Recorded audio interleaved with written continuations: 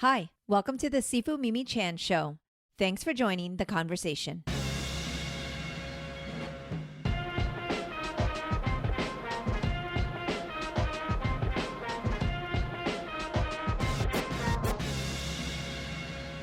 Happy Year of the Fire Horse, everybody! I just thought I would jump on the mic and go impromptu with a little CNY wrap-up, so enjoy this impromptu episode. I enjoy making this podcast and hope you enjoy listening. If you do, please rate my podcast on your platform of choice and share it with others. If you would like to support with a donation to help keep this podcast going and support the work I do, you can become a patron of the show by visiting my website or patreon.com/SifuMimiChan. For comments or suggestions, reach out on social media at SifuMimiChan. Now on with the show. Hi, everybody. It's been a minute since I've done a solo podcast, so I thought I would jump on impromptu and just wish everybody a very, very happy Year of the Fire Horse. And I've been doing shows for the last several weeks around the Central Florida area for our Orlando community, and it's been very, very joyous, which is what we kind of need right now, to be honest. There has been just so much in the news, so much drama, so much headache, so much stress, so much anger and headlines that just, I can't even bring them up because there's just so many things that are happening right now that is just absolutely abhorrent and unbelievable.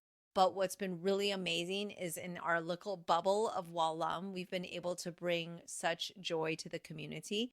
And I just finished wrapping a news segment that is actually for Women's History Month that's coming up in March. And I'm being honored at the Women's History Month portion of the Orlando Museum where they're doing honorees for Women's History Month. And so it's been really amazing that I was chosen to be representing and being honored at this. And so as we were doing the filming, one of the things that resonated with me was that they asked me, why do you do what you do? And tell me about Lunar New Year. And I was like, well, we just wrapped Lunar New Year and it was insanity. There's firecrackers. And one of the things that really stood out to me was that I shared with the reporter that I am so grateful to be able to bring a moment of joy and happiness and seeing the look on people's faces when the lion comes, when they're giving the little red envelopes to the lion and they're super excited and happy, and there's just so much joy and there is so much connectivity of us as humans and as people and us celebrating one thing all together.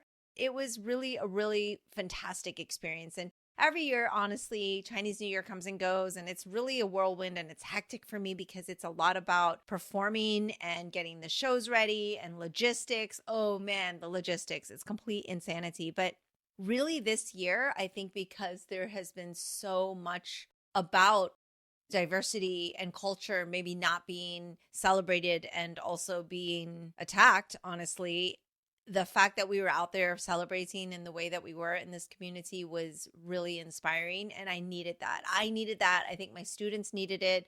We just finished our last performances and the one that was scheduled for this weekend got canceled because of rain. And they're all actually so tired, but they're so upset because they just didn't want this to end because it is joyous. And I was saying I did that news report today and they actually asked to talk to a few of the students, and it was really interesting to hear their responses because they were asking the students, hey, why do you do Kung Fu and lion dancing and what do you love about it? And each one of them mentioned bringing joy to the community. And I think that is something that is super gratifying to me as a teacher. One, that they're listening, because I kind of say that at the top of every pre-show huddle. We're like, hey guys, we're here to bring joy, to bring all the positivity. The lion spreads good luck, good health, good prosperity, and all the traditional things. But at the end of the day, more than anything right now, what we need is a bit of joy. And I used to call, somebody else coined the term like joy snacks or something like that, or bites of joy. And I feel like we need constant hits of that right now. And I am so happy with overall how Lunar New Year went and just everybody kind of coming together. So I wanted to kind of just share that with all of you and let you know, like, our wrap up went really well in terms of all the shows. I made it through unscathed. I'm not injured. The kids had a really great time. I say kids, I mean, 0 to 90, right? Like, everyone's a kid at the Kung Fu school. So everybody had a great time. And it was a huge success in the fact that we made it to every show on time, but also everyone there was so happy to see us. And some of the store owners, dress in the traditional outfits and they really get into the celebration. And I don't want to see that dying off. I don't want to see our traditions fade.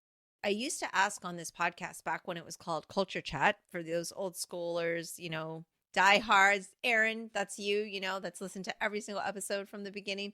When it was called Culture Chat, I used to ask at the end of every episode if they, what traditions they have and then what they would define or what they think of when they hear the word tradition. And a lot of people had negative connotations to the word, like thinking that we're stuck in our old ways and that things have to be a certain way and that there's no change. For me, tradition is grounding. It is the part of Walam and martial arts that allow me to stay rooted to something that is foundational in who I am. So I always talk about the altar and how we have these philosophies of respect and kindness and fellowship, all things we need so much more of from everybody right now. And I think if we could just have a bit more of that, there would be a lot less strife. But we're in the world we're in, and I just wanted to send a little bit of a shout out, a little quick hello. This is a short podcast. I just turned the mic on. I just finished the news thing like 15 minutes ago, and I was really inspired by my students all kind of repeating and echoing the same sentiment about wrapping up Lunar New Year, but also about performing, about why they do Kung Fu, why they spend their spare time instead of, I know kids don't go to the mall anymore, but back in my day, kids went to the mall, but why they don't spend it on their TikTok and they just don't want to sit home on the couch and just do that. They'd rather be around other like-minded people that are positive, that are doing things that create good energy, that make them stronger. So it was really nice to hear their interviews actually and get to see them kind of perform for camera. Honestly, I didn't even really do anything for camera. I answered a few questions, but it's really nice. I always shy away from being honored and having accolades. Last year, I won one of the Women of the Year in Orlando and for the Orlando Magazine. And that was a real honor. There was like another handful of women that were selected based on some amazing charities and foundations they run or, advocacy that they've done in the community. And so it was a real honor to be there. And I do often kind of minimize that. But the fact that for Women's History Month, during a time where we definitely want to show our young men and women that we all have a place here, we all have a role to play, and that historically that women, kind of have to fight through to kind of make their way. But that the fact that I'm being honored for actually Women's History Month is really meaningful to me. And so just wanted to say hi, happy Lunar New Year of the Horse. I want to know what you guys did for New Year. I'm excited to kind of chill out now a little bit. Yeah, right. But I am excited that it was a really, really great season. And I really do feel more than anything, it's not the shows and the performance aspects. More than anything, it was really exciting to be around so many people who were happy for a change, because there's been so much stress and so much in the world right now that don't allow people to even have happy moments. So I was really excited to be able to share in that, and it was a real privilege. And I hope you all had a really good New Year as well. If January 1 kickoff wasn't good, hopefully February 17 was good for you guys, and that this is going to be a more positive year, and that we can take all of our actions and put them into motion, into progress instead of regression, and that we can stay positive and that we can stand together. So thank you guys, Patreons. Man, I've got some amazing patrons that are so patient in this last few months where I've been like, hey, there may be a podcast every other week if I'm not really busy with a million shows, or if this. For those of you supporting me on Patreon, thank you so much. I have been keeping up to date with my blog posts at least, and giving you some exclusive behind the scenes footage and some extras. So hopefully you've been enjoying those. For those of you that don't support me on Patreon, I do occasionally post free things, so you can follow me there. patreon.com/sifumimi-chan and sign up and get some of my newsletters. But I really feel like as I start to withdraw even more from social media, I have been doing a lot of unsubscribing. Shout out to Scott Galloway and Kara Swisher and the work they're doing. But like, I really feel like I'm going to be doing a little bit more outreach and messaging directly to the people that decide they want to hear from me. So please sign up for that so you can at least have me in your inbox ever so often. And definitely keep me posted on the things you want to hear. I do have some interviews lined up. It's been a bit of a mission to coordinate schedules. People are just crazier than ever.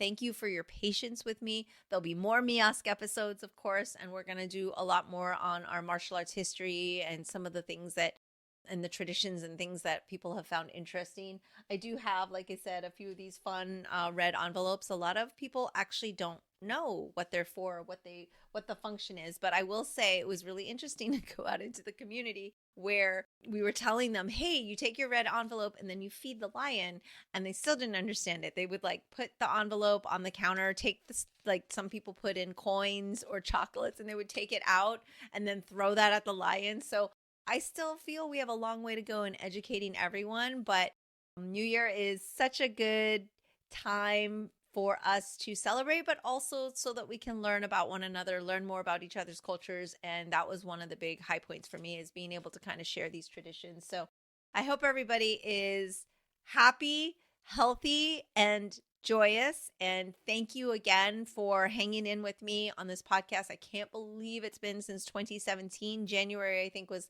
my first launch. 2017, January was my first episode that got thrown out there. And so, wow, I've been doing this for quite a while now. And it's a little bit shocking that I still have an audience and such a loving audience. You guys are the reason I was like, let me get home, and instead of like laying on the couch, let me go over and turn the mic on, and maybe someone's going to listen and enjoy my ramblings for the day. So thank you guys so much. I appreciate you. And again, huge shout out to my patrons. You guys really help keep this podcast going. No lie. So Happy New Year. 恭喜發財，祝夢的妹，新年快樂. That's all for today's episode. Thanks for listening to The Sifu Mimi Chan Show. Please subscribe and rate my podcast on your platform of choice and leave a review. You can become a patron of the show at patreon.com/sifumimi-chan to help keep this podcast going. Follow me and interact on social media at Sifu Mimi Chan on Instagram or Facebook.